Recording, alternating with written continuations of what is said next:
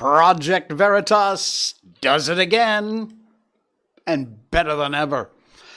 How stupid do you have to be a federal judge in America? You'd be surprised. And speaking of the court system, Satan.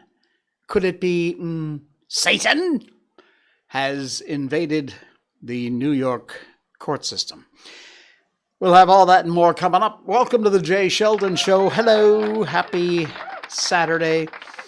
It is the 7th day of Chinese New Year. It is everyone's birthday. So happy birthday. The Chinese believe that this is the day everyone was born. So no matter when your birthday might actually be, this is also your birthday. Happy birthday. You can send me presents.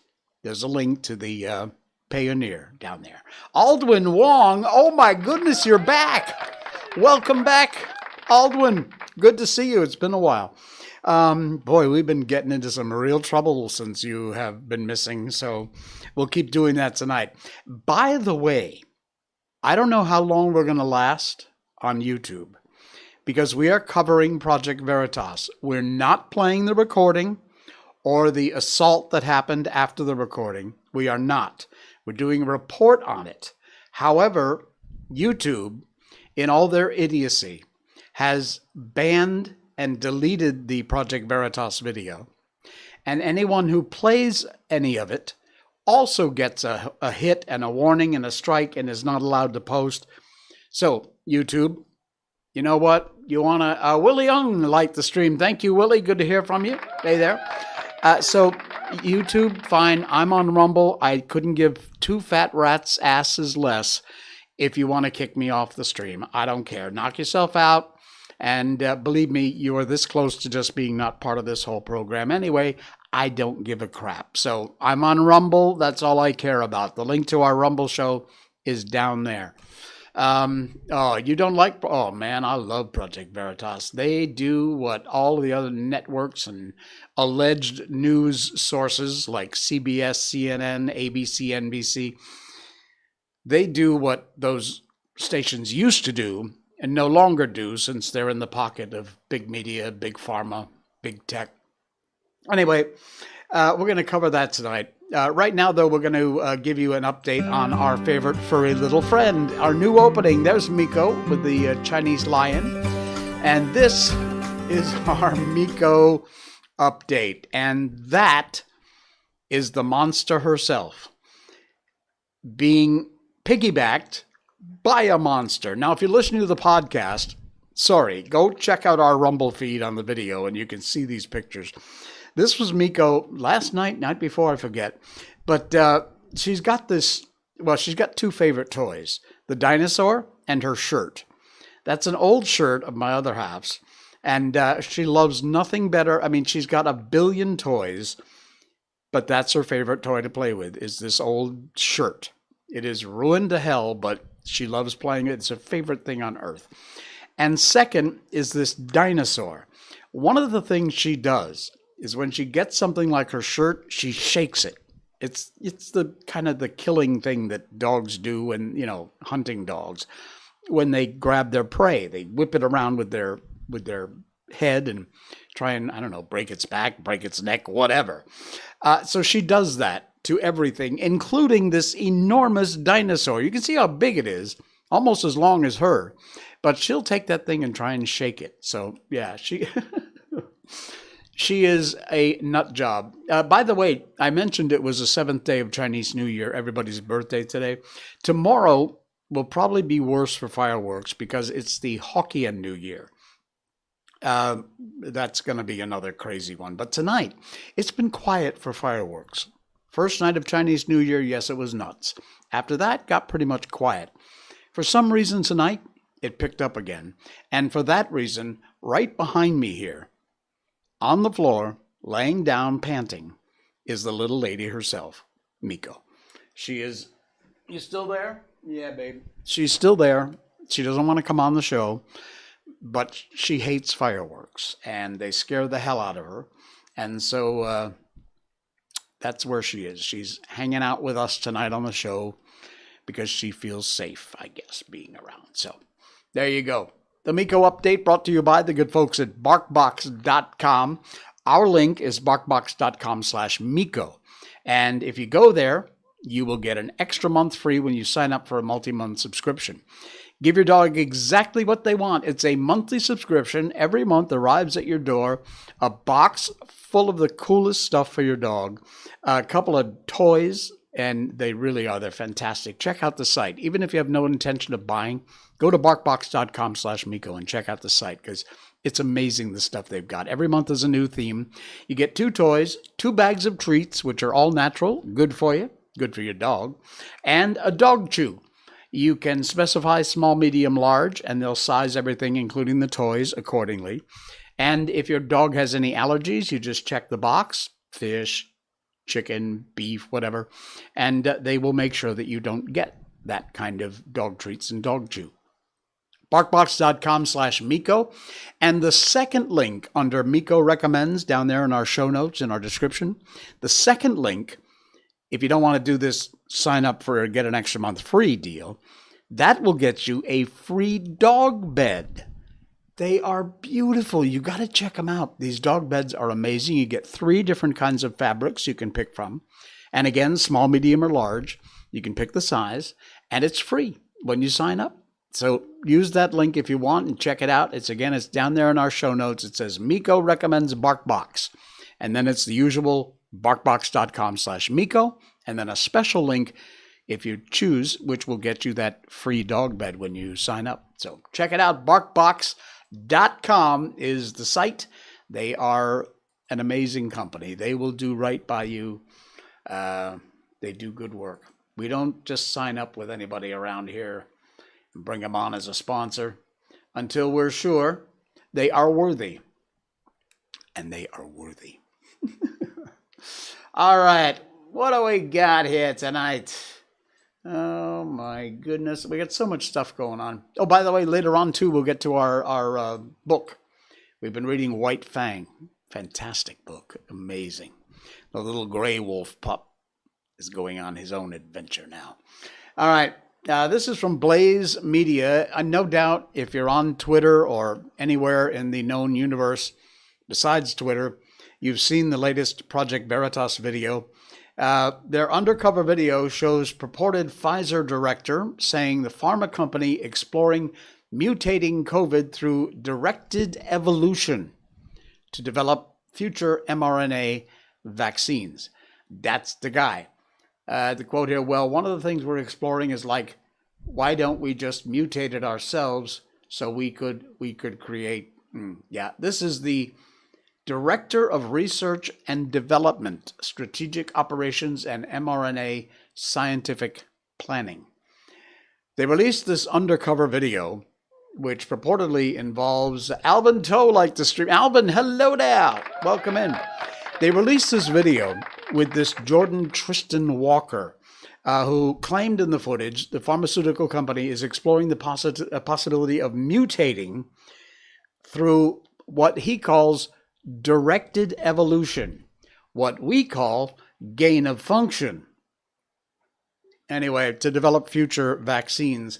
According to a deleted LinkedIn profile, Jordan Walker allegedly started working for Pfizer in June of 2021.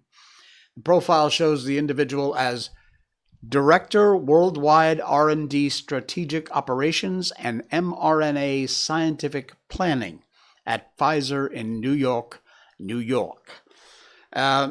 Anyway, this video, if you haven't seen it, you have to see it. Check it out.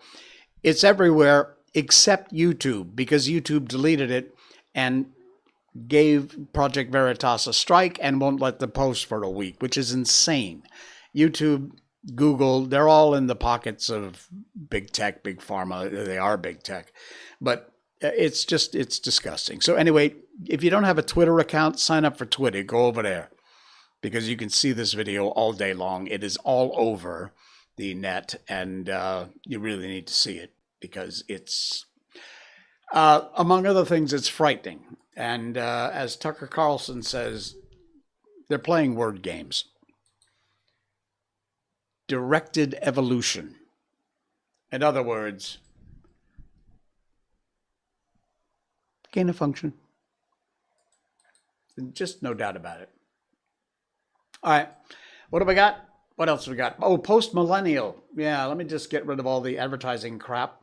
Now, once he released this video of the undercover video, he then did what he often does, James O'Keefe, and he went and confronted this guy I assume while they were doing the hidden camera video.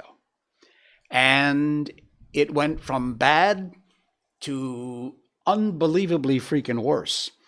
The guy, the director from Pfizer, assaults James O'Keefe. They lock him in the restaurant. And also Project Veritas journalists and the cameraman, after being confronted over the comments on mutating the COVID-19 virus. There he is starting to attack O'Keefe. Unbelievable. Again, I don't dare play any of this because I'll get booted off some of the platforms I'm on. We're live on Rumble, YouTube, Twitch.tv, and Facebook. Rumble, I have no doubt, nothing is going to shut us down because they are an absolute defender of free speech, which is why we encourage you to please get over to Rumble, sign up for a free account. All you need is an email, takes 2 seconds, and then go to the Jay Sheldon Show, click on follow. It's just that easy. Anyway, you'll see stuff there you won't see on YouTube and Facebook because YouTube and Facebook censor this crap. On Thursday, they released this footage. And then, again, see, I don't want to go through the BS of being kicked off the platform for YouTube. So I'm just not playing this stuff. You can find it. The links are in our show notes. I encourage you to go check it out. After secretly recording Walker on what he thought was a date with this undercover journalist, O'Keefe walks up to the table and reveals it's a sting operation. You work for Pfizer, O'Keefe said, sitting down opposite Walker.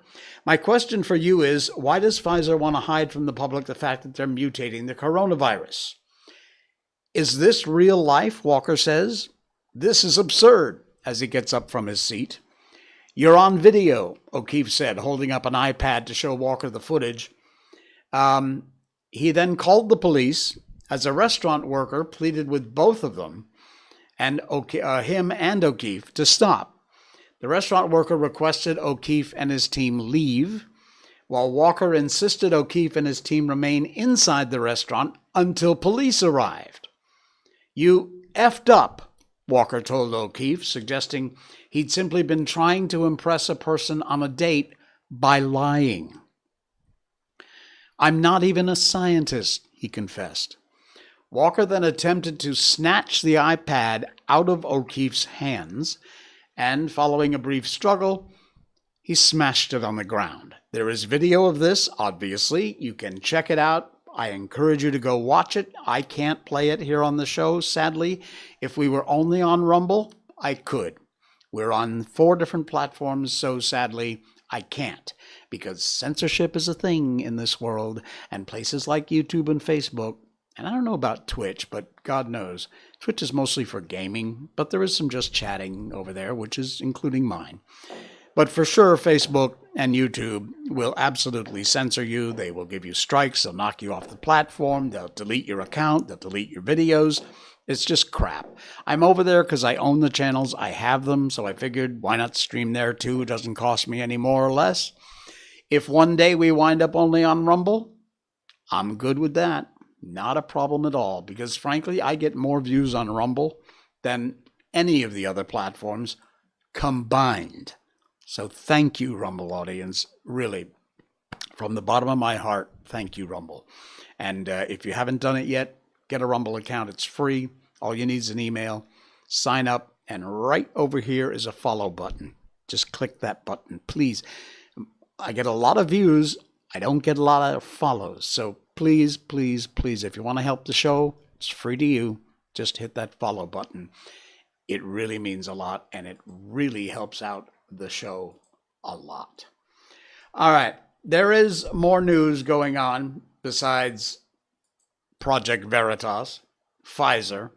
By the way, Pfizer just hours ago, came out with a statement, strangely enough. The statement, however, didn't do anything to deny the allegations in the Project Veritas video. In fact, Dr. Robert Malone, who is one of the original inventors of mRNA vaccines, he makes these points. Pfizer lawyers did not throw their director of R&D operations and scientific planning under the bus. There was no denial of what he said, no denial that he is Pfizer staff, and swapping, and he would know this is Dr. Malone, swapping new spike sequences into original Wuhan 1 is technically gain-of-function research. I encourage you, if you're on Twitter, to follow Robert. He's at RW Malone MD. And, yeah, it's a good follow. Trust me. Your eyes will be open. All right, let's get on to something else. And this is this idiot that Biden nominated for the federal court. Biden nominee stuns with an inability to answer basic questions about the Constitution. You see, there's the fireworks again. It's not coming to mind, she says. This is unbelievable. These fireworks are insane. There she is. The Honorable Charnel, what is it? Jelkengren? I don't know, whatever. Anyway, one of President Biden, or alleged President Biden's judicial nominee, was stumped last Wednesday when Senator John Kennedy asked her basic constitutional 101 type questions, something that any grammar school or high school kid would know. The Senate Judiciary Committee hearing to consider several federal court nominations. Kennedy used the opportunity to question Charnel Marie Jelkengren, whom Biden appointed for a federal court position. Federal district court position. He quizzed her knowledge of basic legal texts and theory. Can you tell me what Article 5 of the Constitution does? He asked. Shockingly, she replied, Article 5 is not coming to mind at the moment. What? Article 5 of the Constitution, which is the shortest of the 7 articles, explains the procedure for amending the Constitution, both the process of how amendments are proposed and how they're ratified. How about Article 2? Kennedy pressed. Hang on. She responded, neither is Article 2. It's not coming to mind. Article 2 establishes the executive branch and defines its powers. Explains the role of the presidency, how the president is elected, how a president can be removed from office, and the president's unique responsibilities and powers. Her inability to explain the text of the Constitution, particularly stunning since most Americans are taught the basics of the Constitution in their high school civics class. Anyway, you can watch the video. The link's in our show notes. This woman's an idiot. How she ever got nominated for a position as a federal district court judge. This is the kind of quality material that moron rotting bag of oatmeal Biden is suggesting we have on the bench. Yeah. All right. Yes, I wasn't ignoring it. It happened. You all heard about it, I'm sure. The body cam footage has been released from the Paul Pelosi attack. I watched it. You can watch it too. Links in our show notes. California judge orders a public release of the Paul Pelosi attack body cam footage, surveillance video. The only thing so far that I've seen has been the body cam footage. Pelosi opens the door when the police knock, and he has a drink in his hand. And he and his assailant are both standing there, He doesn't run out of the house to protect himself with the police. He basically goes back inside the house. When one of the cops shines his flashlight on the assailant, then the assailant starts to attack Pelosi with the hammer. Why Pelosi is standing there, A, with a drink in his hand, B, doesn't run out of the house into the arms of the cops who were there to protect him. Those are my two biggest questions. The rest of the video, because they start struggling to get the hammer away from the guy and, fight him on the ground and all and protect Paul Pelosi. And I mean, it's horrible what happened to Paul Pelosi, for sure. The man's 80 years old, doesn't deserve to get attacked with a hammer, whatever the reason was. However, I want to see the rest of the surveillance video, which, first of all, this is Nancy Pelosi's house. At the time, not anymore, thank God, but at the time, she was the third most powerful person in the world. The President of the United States, then next in line is the Vice President, and next in line was this witch. You're going to tell me the Capitol Police security of some kind was not at her home, even if she wasn't there, her husband was?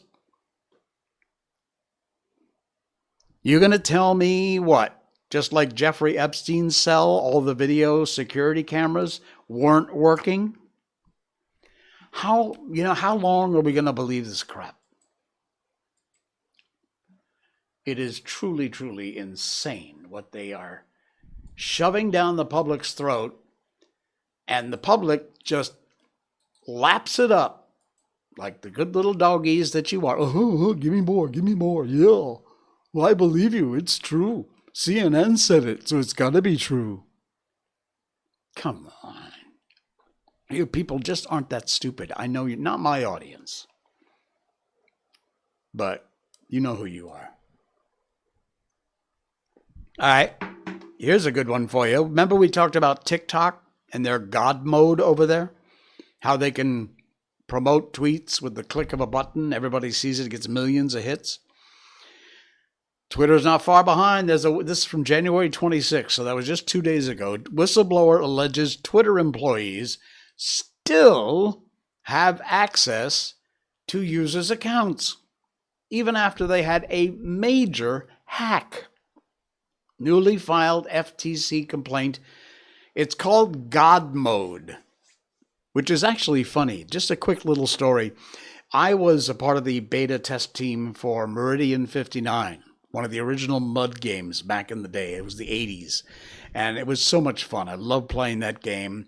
And once the game came out, I was then made one of the people that could travel anywhere in the universe at the click of a button and grant all kinds of weapons and heal people and make people live or die. And it was basically, we used to call it God Mode because you were a god in Meridian 59.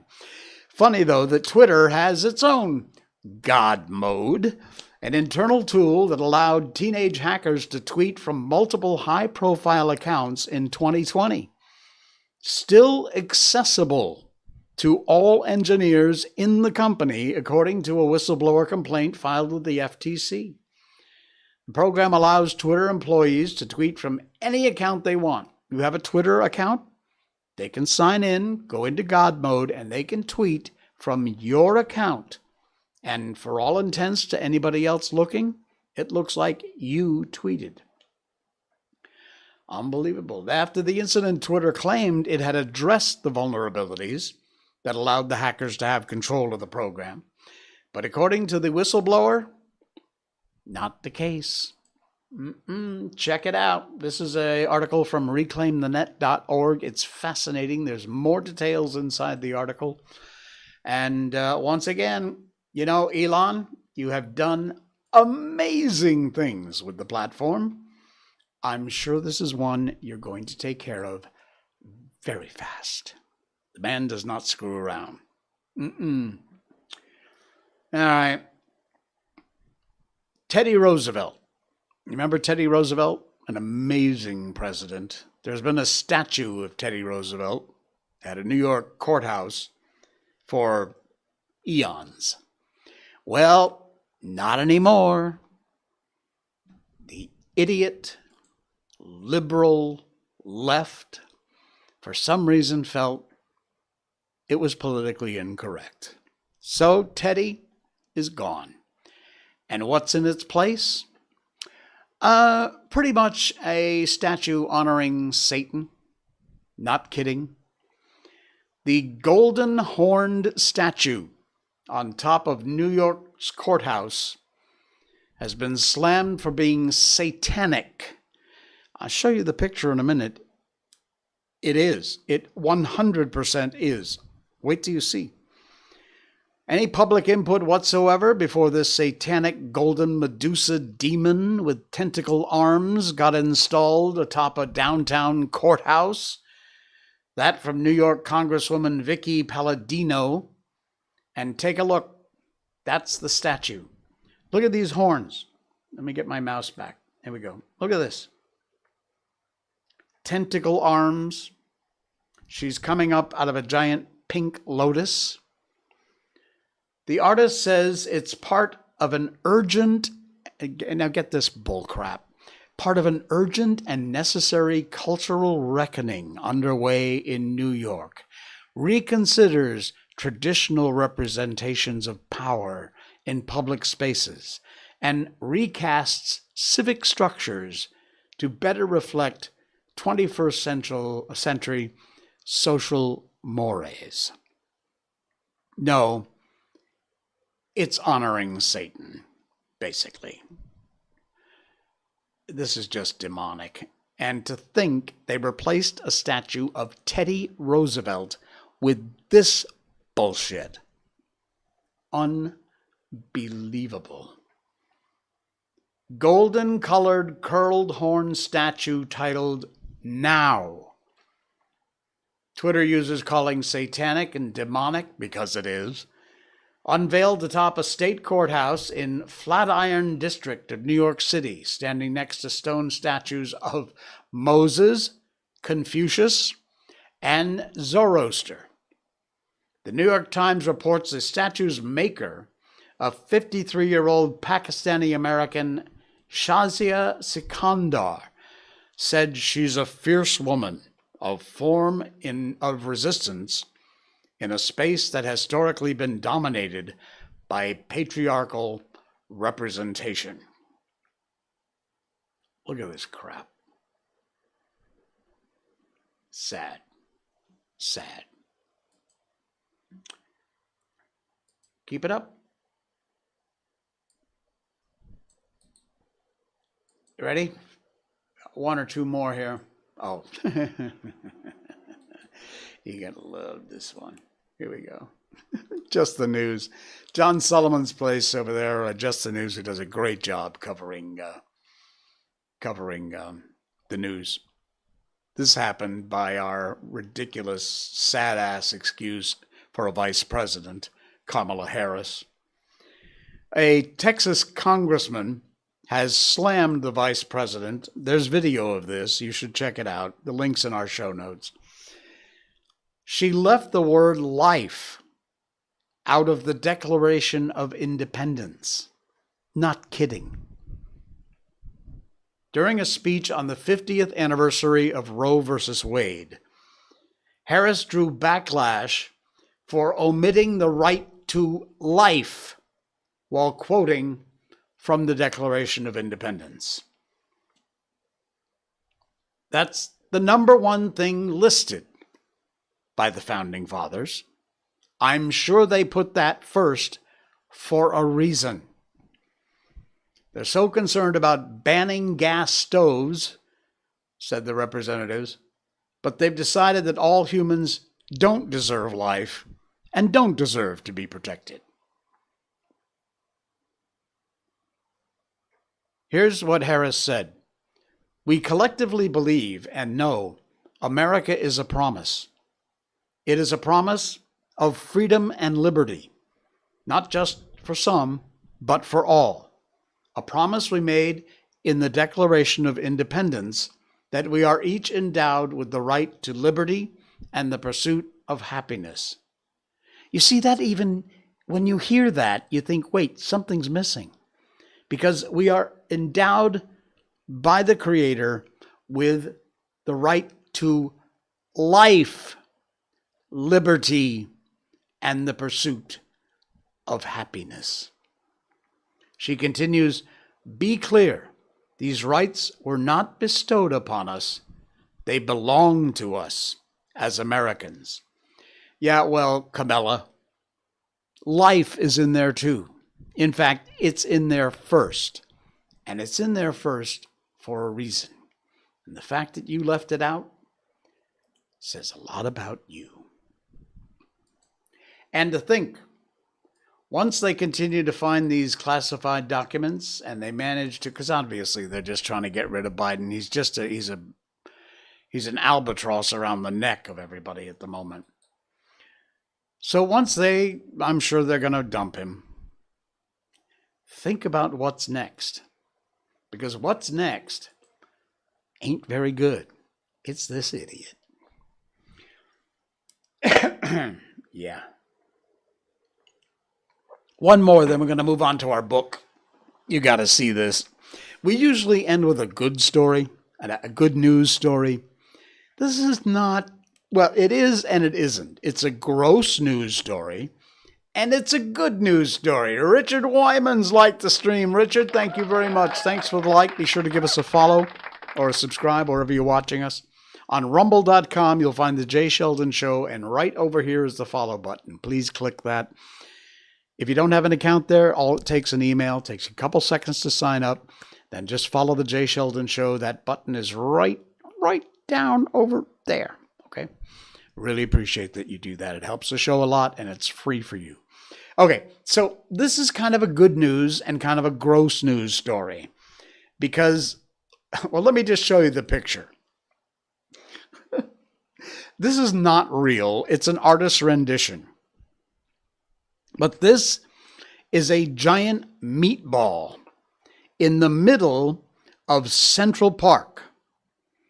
Now, you know, all these idiots, Bill Gates, Klaus Schwab, all the other fools are saying we have an overpopulation problem. You know, you are the carbon footprint that they're trying to get rid of. You're the carbon they're trying to dump, okay? Overpopulation is a problem, right? Do you know what this meatball represents? This represents what would happen if you took every single one of over 8 billion people that live on this planet right now as we speak and mushed them into a giant meatball. That's how big that meatball would be. Just under 1 kilometer wide. And it fits rather easily right in the middle of Central Park. Reddit user Kiwi2703 created the visualization based on world population, of just under 7.88 billion people. The density of a human being, if you really wanted to know, is 985 kilograms per meter squared, I think that is. And an average human body mass was used of 62 kgs, average human body mass. If you mixed up everybody and ran them through a giant meat grinder and made them into a giant goo ball, you'd end up with a sphere a bit smaller than 1 kilometer wide. The width of Central Park is about 800 meters. So there's just enough space there. It would hang over the edges a little bit like you see here. Such a tiny ball, bizarre, that everyone on the planet right now as we speak is represented right there by that giant meatball of goo. No more than a pinprick on the Earth's surface. So, there's your overpopulation problem. It's bullcrap. Like I said, good news, bad news. Good news because all of you fools who say the Earth is overpopulated, it ain't. In fact, it's underpopulated. And frankly, with some of the birth rates in some countries, it's scary. And bad news because it's just kind of gross to see a big giant meatball of people sitting in the middle of Central Park, New York. Oh, man. All right. What are we doing? Yeah. So what'd you do on the show tonight, dear? Well, we had a giant people meatball of goo, and that was fun. Okay. I gotta get out of this. Let's get on to our book. We read books on this show, if you didn't know it already. We've been doing, we did The Wizard of Oz, Little Prince, Alice in Wonderland, Peter Pan, so many great books, The Velveteen Rabbit. And we read them all the way through, chapter or half a chapter at a time or so. And then when we get to the end, we start a new one. Well, we have done this classic from Jack London in 1906. This book was first published. It is a classic. A lot of people got forced to read this as a kid, at least in my generation. And it's a good thing you did. Things like Treasure Island, White Fang. It's an amazing book, mostly written from the viewpoint of the animals. And it doesn't pull any punches when it comes to the violence of the animal world. Mr. London was a brilliant writer, and this book has been amazing. The last surviving cub of the litter of pups was the little gray cub, and that's what this chapter has been focusing on. He just got into a hell of a fight with a bird he'd caught. He lost, and so he lay down to rest on the other side of the open, near the edge of the bushes.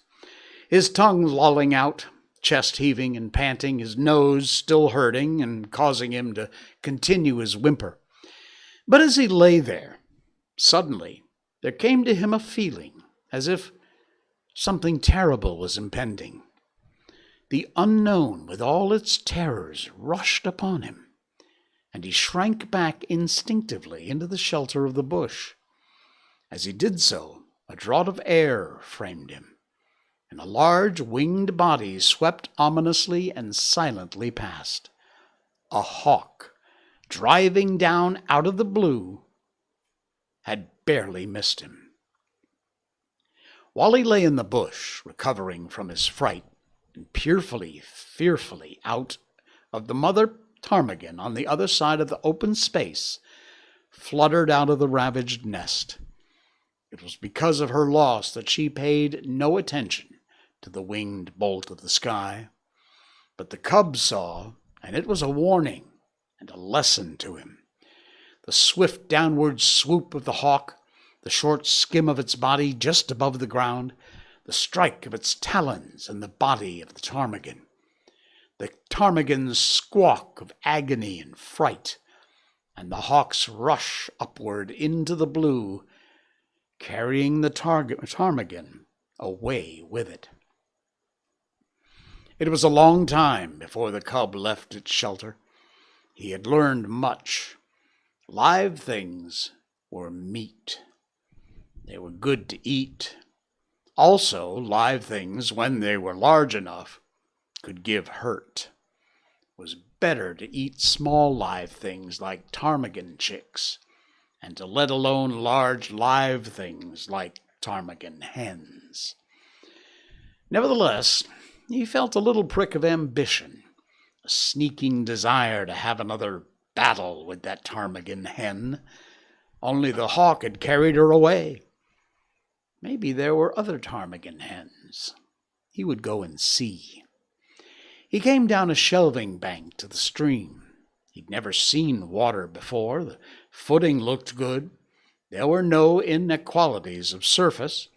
He stepped boldly out on it and went down, crying in fear in the embrace of the unknown.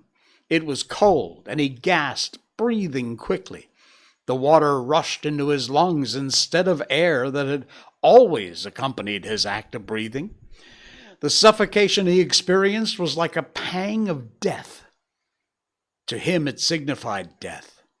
He had no conscious knowledge of death, but like every animal of the wild, he possessed the instinct of death. To him it stood as the greatest of hurts. It was the very essence of the unknown. It was the sum of the terrors of the unknown, the one culminating and unthinkable catastrophe that could happen to him, about which he knew nothing, and about which he feared everything. He came to the surface, and the sweet air rushed into his open mouth. He did not go down again, quite as though it had been a long-established custom, as he struck out with all his legs and began to swim. The near bank was a yard away, but he'd come up with his back to it, and the first thing his eyes rested upon was the opposite bank, toward which he immediately began to swim.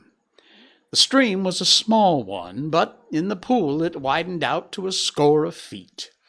Midway in the passage, the current picked up the cub and swept him downstream. He was caught in the miniature rapid at the bottom of the pool. Here was little chance for swimming. The quiet water had suddenly become angry. Sometimes he was under, sometimes on top.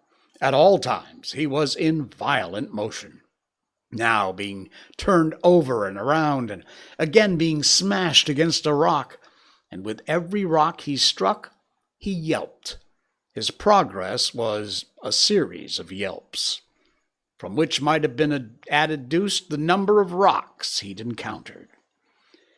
Well, below the rapids was a second pool, and here, captured by the eddy, he was gently borne to the bank, and as gently deposited in a bed of gravel.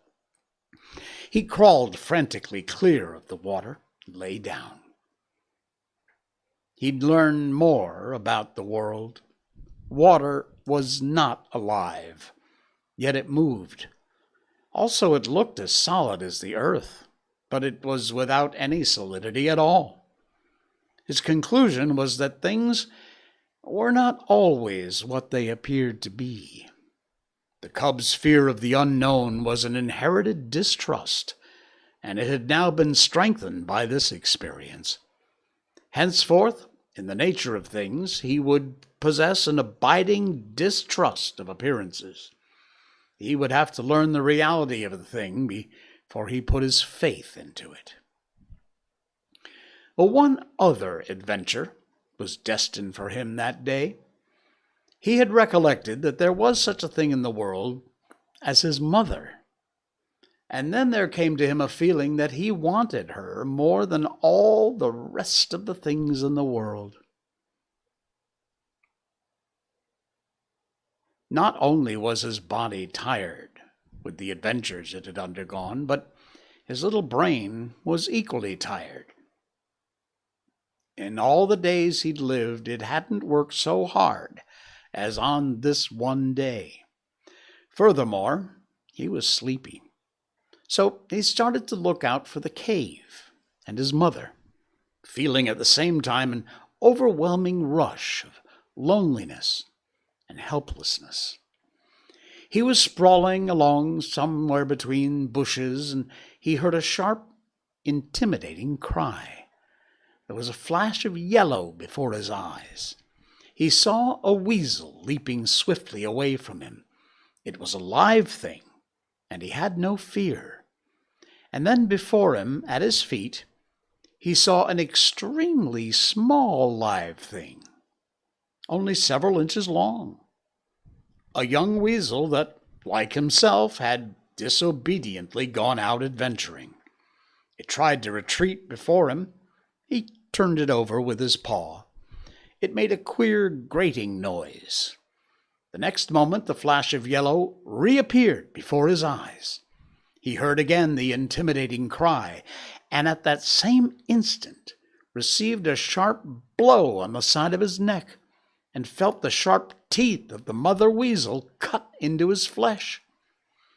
While he yelped and ki-yeed and scrambled back, he saw the mother weasel leap upon her young one and disappear with it into a neighboring thicket.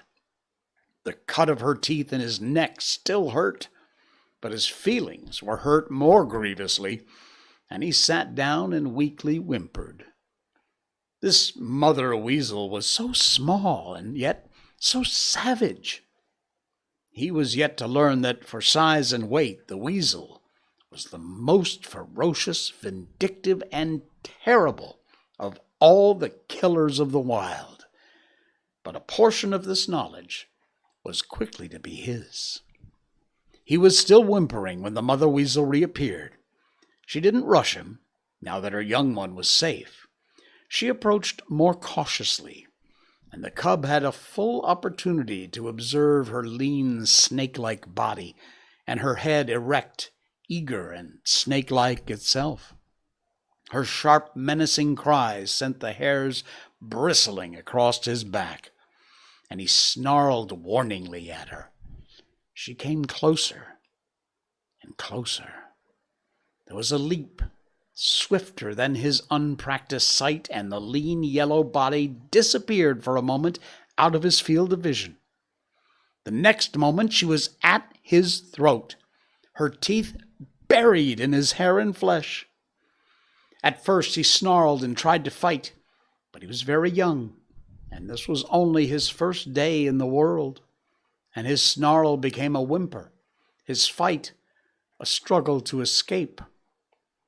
The weasel never relaxed her hold. She hung on, striving to press down with her teeth to the great vein where his lifeblood bubbled. The weasel was a drinker of blood, and it was ever her presence to drink from the throat of life itself. The gray cub would have died where there had not been any story to write about him, had not the she-wolf come bounding through the bushes. The weasel let go the cub and flashed at the she-wolf's throat, missing, but getting a hold of the jaw instead. The she-wolf flirted her head like a snap of a whip, breaking the weasel's hold and flinging it high in the air. And still in the air, the she-wolf's jaws closed on the lean yellow body, and the weasel knew death between the crunching teeth. The cub experienced another access of affection on the part of his mother. Her joy at finding him seemed even greater than his joy at being found. She nuzzled him and caressed him and licked the cuts made in him by the weasel's teeth. And then between them, mother and cub, they ate the blood drinker, and after that went back to the cave and slept. And that's the end of Chapter 4, Part 2. We're going to move on to Part 2, Chapter 5, coming up on our Monday stream. This chapter is called The Law of Meat. Ooh. Wow. Love it. White Fang is the book. If you've not read it, read it. You can read it along with me if you want. We do at the end of our stream. Monday, Wednesdays, and Saturdays on this show. I know it's a little different. We cover all the weird political crap, and then we read books, but we've been doing that from almost the very beginning stream, so hope you enjoy it. I'll see you again Monday night. Thank you so much. Please, if you can, if you're on YouTube or twitch.tv, subscribe. On Facebook, and most importantly, rumble.com, follow. There's a button right over here, right down there, which says follow. Just give that a click. You need to have an account. It's free. You just need an email address. Doesn't cost anything. And you don't have to post videos. You can just have an account at Rumble. And once you've signed up with your email address, click that follow button. It really helps the show out a lot. We really do appreciate it. Thank you so much. I'll see you again Monday night. Thanks for watching. This is The Jay Sheldon Show. Good night.